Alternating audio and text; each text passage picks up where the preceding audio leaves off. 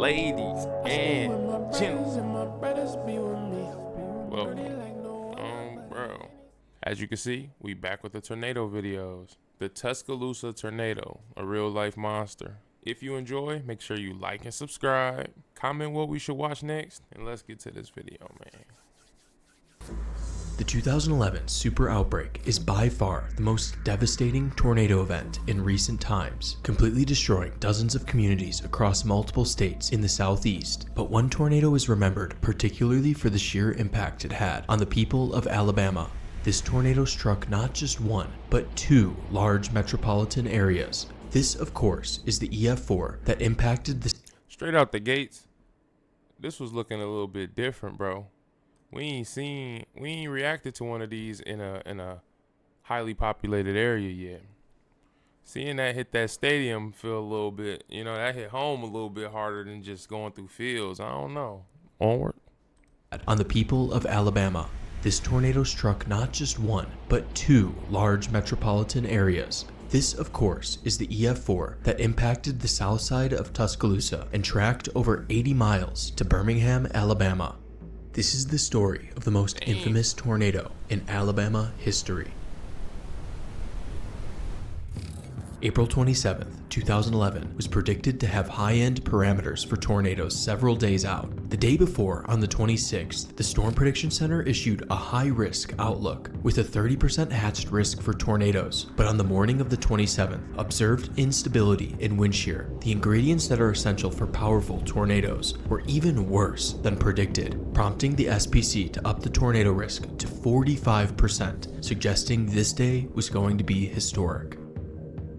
By 2 p.m., a tornado outbreak was underway. Strong tornadic supercells in northern Mississippi are already producing strong tornadoes, including an EF5 in Philadelphia, Mississippi. Further south, another supercell formed, but it still needed time to mature. Other storms across the region began producing prolific tornadoes, but the storm to the south was still chugging along, moving into an increasingly favorable environment. James Spann and the ABC News crew are watching that storm very closely, noticing how the storm's path is going straight towards Tuscaloosa, the fifth most populated city in Alabama.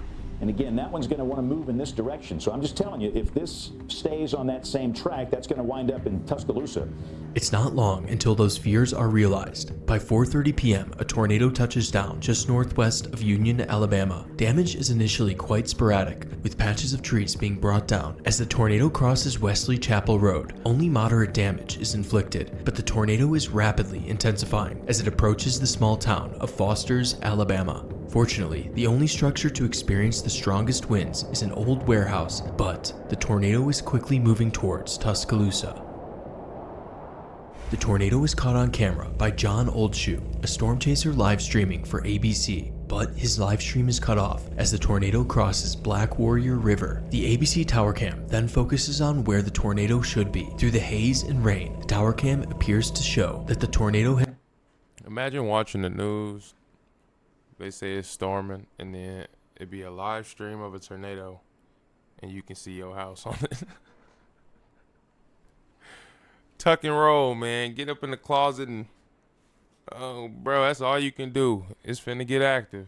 Is lifted. Seems like Tuscaloosa might have just dodged a bullet. Unfortunately, the tornado is only just getting started. Look at the debris in that. Zoom in tighter, Jason, if we can go in tighter. Look at that. Goodness gracious. This will be a day that will go down in state history. And all you can do is pray for those people. Man. James Spann delivers an ominous message, communicating to the people of Tuscaloosa the urgency of the situation. This is a large, violent tornado coming up on downtown Tuscaloosa. Be in a safe place right now. The live broadcast shows the large, multi-vortex tornado quickly intensifying, taking on the shape of a wedge, a visual cue that the tornado is extremely powerful. As the tornado moves into the outskirts of Tuscaloosa, it clips the Liberty Recycling Center and a small community on Friday Circle, throwing shipping containers and damaging homes. As the tornado crosses this area, power lines are snapped, causing a power loss to much of Tuscaloosa. Before we go any deeper, I want to tell you about Displate. Displate is the perfect way to show The exact path of the tornado is still unknown, but it appears as if the tornado is aimed directly at the University of Alabama, which is truly a worst case scenario because thousands of students could be caught in this extremely violent tornado. I don't want to be so specific with this one. Again, based on the size of this, if you are in the city limits of Tuscaloosa or on the campus of the University of Alabama, stay sheltered. A man recording the tornado captures the moment a substation is struck, causing another massive power flash. Debris can be seen flying into the vortex as an industrial district is shredded into pieces.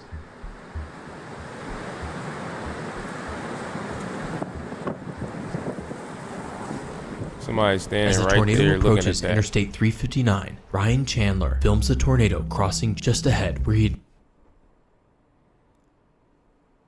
So you telling me he outside close enough to that? Zoom wasn't that good yet. Bro, phone camera zoom wasn't that good yet. He is close to that, bro. Anything could be in that, fly out, it'd be over. It could come toward him without him realizing it. It could be over. Your car could stall and it could hawk you down. It could be over. I can't. We've been talking about it in the comments, bro. I don't know, man. Y'all give me the matter of fact, y'all give me the 10,000 subs and I go storm chasing. Oh, bro. driven moments prior. We don't know if this thing can change directions. We're not. In this video, the tornado shows what is probably the most impressive display of horizontal vortices ever documented, and horizontal vortices are only associated with the strongest tornadoes. While the now violent tornado crosses the highway, a car on the interstate is struck, killing one of the passengers. This is the first I promise I don't watch the video before. I promise you. I know the game, bro. Some stuff, 2 + 2 just be equaling 4, bro. You not supposed to be that close to something that big. Oh, bro. fatality attributed to the tornado. At the same time, several people are sheltering under this overpass. One of the few taking shelter under the overpass is UPS driver Jimmy Jones, and by some miracle, he survived. Several vehicles were rolled and mangled, including Jones's UPS truck. After surviving a direct hit from the tornado, Jones takes this photo, showing the monster that had nearly killed him. After crossing the highway, the tornado was now moving into a residential part of town. A public housing complex, Rosedale Court, takes a direct hit. Trent Miner films the tornado as it's impacting Rosedale Court, eventually taking cover. Dude, this is gonna hit us directly. The lower quality construction is no match for the violent tornado. Much of the complex is leveled, sadly killing 9. The tornado continues its wrath towards Charleston Square Apartments. Trent fortunately survives the encounter, but tragically, 3 University of Alabama students are killed here. Melanie Nixon, 21, who is majoring in accounting, Marcus Smith, 22, who is studying management and information systems, and Ashley Harrison, 21, who is majoring in economics, finance, and legal studies. Ashley was only a week from receiving her degree in economics. Her body was found over 100 yards away in a field. Her boyfriend, Carson Tinker, a football player, was with Ashley when they took cover. Tinker survived with only a broken wrist, showing just how chaotic and random tornado deaths can be. 2 other Tuscaloosa residents, including a student at the University of Alabama, captured the moment that... Go back 2 seconds, bro.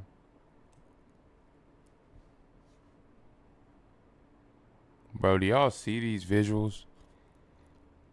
Think about, that's bigger than any building. Like, are y'all understanding how... Okay, sorry. Maybe it's just me. Maybe it's just crazy. I'm sorry. I'll keep... University of Alabama captured the moment the tornado overtakes Charleston Square Apartments, with each narrowly avoiding the tornado to the north and south. As the tornado continued northeast at nearly 60 miles per hour, more homes are struck. Video of the tornado at this time as it crosses to the south of the onlooker is one of the most incredible tornado videos ever captured, showing the immense power and size of the tornado. Look how big that thing is. This video also shows how the tornado had an extremely loud jet-like roar.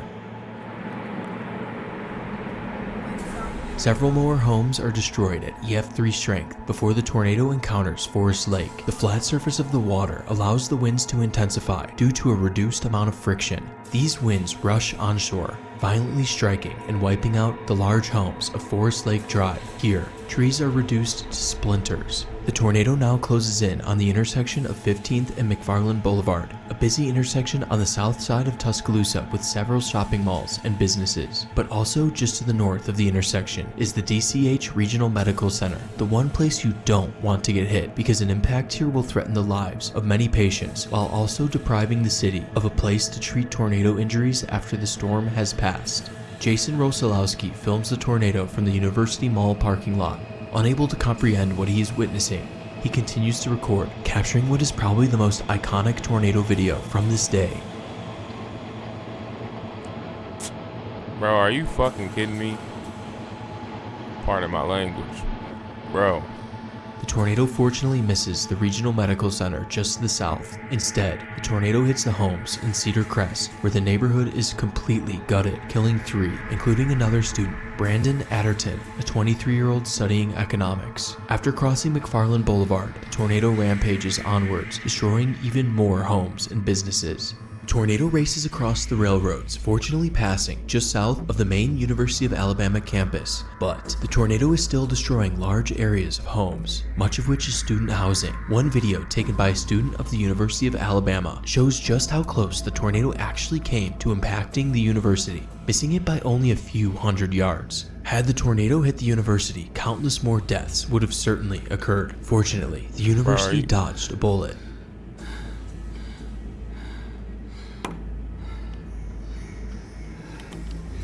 Let me just tell y'all too. Don't be getting caught by no windows when you by a tornado. Like anybody who ever been in extreme weather training or anything like a drill at school, you're not supposed to be by no glass. That window can bust from there. Bro, I don't know who's, don't go by no windows, no glass, nothing that can be picked up. You know what I'm saying? You want to go somewhere sturdy and lock in and, you know what I'm saying? The more you know, lock in, bro. After passing just south of the university, the tornado is now moving towards the eastern side of Tuscaloosa, sweeping through Beverly Heights, killing 3, including another student, Danielle Downs, a 24-year-old who was studying social work. Inside one of the buildings on University Boulevard, Gomez Perez is filming the darkening skies while everyone else inside is oblivious to the approaching danger. Within seconds, all hell breaks loose as the core of the tornado passes overhead. The core of the tornado now approaches Chastain Manor, a residential apartment complex for senior citizens. It impacts the southeast corner of the complex, completely sweeping away the top floor of the entire east wing, scattering debris in the adjacent valley. To the south of the apartments, the clubhouse sustains even worse damage, as it is completely swept off of its foundation. Damage surveyors who analyze the path for clues into the true intensity of the tornado identify this location as the most violent section of the damage path. 3 different survey teams analyze the damage here. 2 of the teams conclude that the damage is high-end EF4. The 3rd team concludes that it was actually indicative of EF5 intensity. Outvoted 2-1, the damage in this area is assigned a rating of 190 miles per hour, high-end EF4.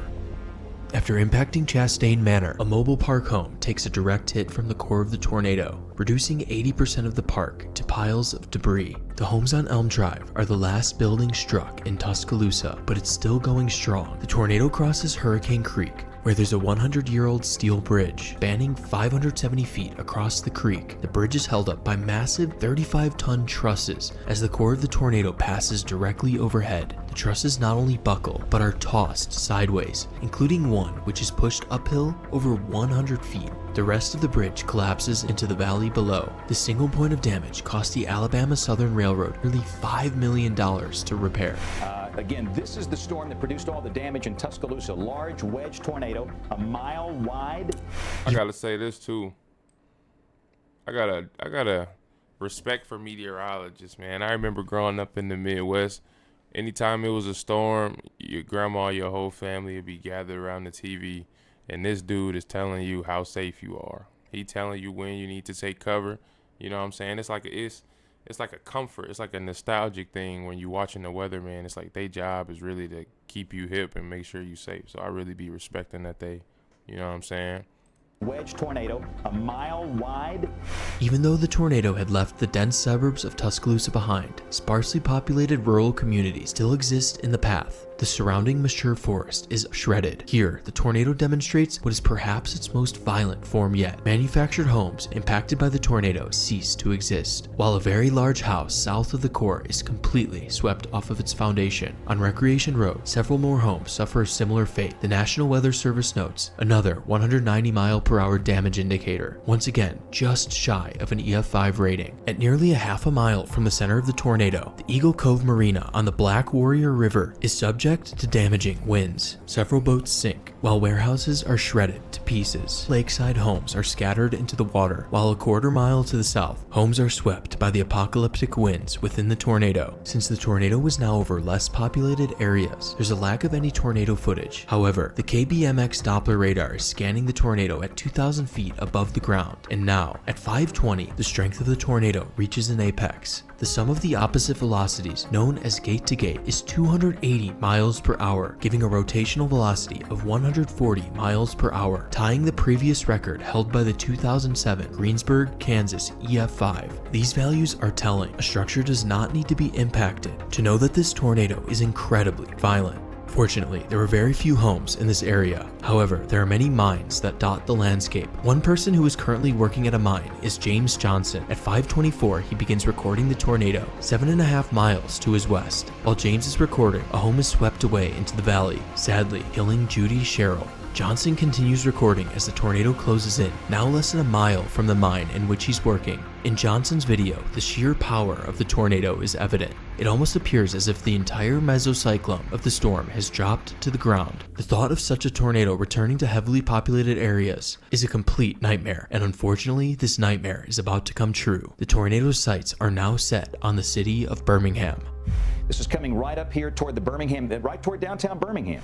As debris begins to rain down on Birmingham, the tornado begins to move into the western Birmingham suburbs. Several homes in the Valley Creek community are destroyed. The tornado crosses 15th Street into the Oak Grove coal mine. Numerous large industrial structures are toppled, while dozens of storage containers are flung to the east. The tornado then moves into the town of Concord. In Concord, framed houses are demolished and occasionally swept away, leaving only bare foundations. At one swept home, a concrete porch is shattered and is shifted by the incredible winds. The next batch of homes impacted on 14th Street are more exposed at the top of hills. This lack of protection results in several framed homes to be swept off of their foundations, with their debris thrown into the valley below. And if you don't know what it means by your house is swept off the foundation, it means when you turn on your street normally and you can see your neighbor house and then your other neighbor house and then your house, and then you pull into the driveway and then you're looking at your garage and you get out and walk into your. When you do that and you turn onto your street and you look, everything's gone. There's no neighbor house. There's no other neighbor house. You can see straight for about 4 blocks. And I've seen that. Washington, Illinois tornado. Look that one up. Bro, that's really what it's like. There's nothing there. Onward. The tornado then moves into the densely populated neighborhood, Pleasant Grove, a large suburb of Birmingham. Here, hundreds of homes are reduced to piles of rubble. And as the tornado crosses 11th Avenue, a 300-yard convergent streak of granulated debris is smeared across the ground in a process called windrowing. This damage pattern is only created by the most violent tornadoes. These intense winds are powerful enough to sweep and shift the foundations of even more homes in Pleasant Grove. Sadly, 5 more residents were killed here. Residents to the south in Birmingham record the violent rain-wrapped tornado as it tears through Pleasant Grove. This 1-minute period forever changed the lives of countless people.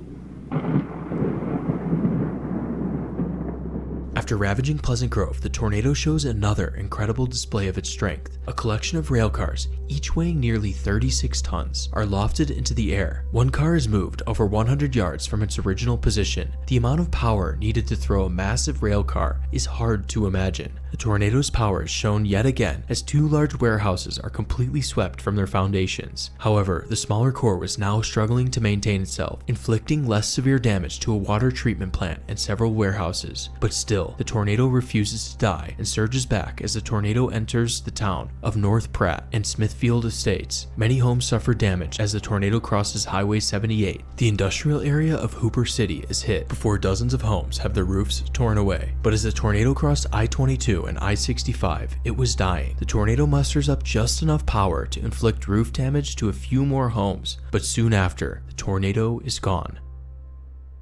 Even though the historic tornado had lifted, the storm that birthed this monster was still ongoing and would go on to produce several more tornadoes, including another long-track EF4. And that was just one storm. Across northern Alabama, Georgia, and Tennessee, dozens of tornadoes were ongoing, destroying homes and businesses, while injuring and killing hundreds of people who were completely powerless in this situation. This day was truly a tornado apocalypse. RIP to all the people that died in that. Look at this span. There could be hundreds of tornadoes in this area. Insane. In the overnight hours, the system that spawned these tornadoes would pass, and the chaos in the southeast would come to an end. A sick student, Morgan Seigler, would succumb to her injuries while being treated at the DCH Medical Center. The tornado had left 64 people dead, 6 of which were students at the University of Alabama. The tornado had also caused more than 1,500 injuries, many of which were critical despite not being fatal. In the days following this tragic tornado outbreak, President Barack Obama would visit Tuscaloosa to take a ground tour of some of the affected areas. Obama said he had never seen devastation like this and declared a federal state of emergency in Alabama. And I've got to say, I've never seen devastation like this. In total, the tornado was on the ground for 90 minutes, and during that time, the tornado caused a staggering cost of $450,000 worth of damage per second, totaling about $2.4 billion in damage over its entire path, surpassing the 1999 Bridge Creek Moore F5 as the costliest single tornado in United States history. But the record wouldn't last long, as less than a month later, this number was surpassed by the Joplin EF5, which caused an even more substantial $2.8 billion in damage. Aside from the damage caused, the other thing the Tuscaloosa tornado is remembered for is its frightening appearance. Multi-vortex tornadoes are tornadoes with pronounced subvortices circulating around the main vortex, and Tuscaloosa is the best tornado for visualizing this concept, as it had the most insane horizontal vortices ever recorded. This appearance is very indicative of a violent tornado, as it suggests high levels of vorticity aggregation, which helps strengthen and mature the tornado even further. The final rating of EF4 assigned to the Tuscaloosa tornado is still a source of controversy, as one of the survey teams suspected EF5 damage. But the thing is, just by looking at satellite imagery of this tornado, fully swept homes were few and far between. Personally, I believe this tornado had winds right around 200 miles per hour. If this tornado was ever solidly above the EF5 threshold, it likely happened between Tuscaloosa and Birmingham, because this is where there was the widest swath of tree damage, and also this is where radar showed the highest winds within this tornado. However, it didn't produce solid EF5 damage for one reason. At an average speed of around 60 miles per hour, it simply didn't have enough time to produce the highest level of damage compared to a slower moving tornado, which is much more destructive. Ultimately, the tornado was given a rating of high-end EF4 with winds at 190 miles per hour. The Tuscaloosa tornado will be remembered for a very long time, as it is clearly the defining tornado of the most prolific tornado outbreak in recorded history. Great video, man. I ain't gonna lie though. I think that Smithville and that El Reno tornado was worse. This one was bad because it was in a more populated area. But other than that, great video, man. As always, make sure you like and subscribe. Comment what we should watch next, man. Give me some more ideas. It don't have to be just weather. You know what I'm saying? As long as it's cool, we'll check it out. We out, man.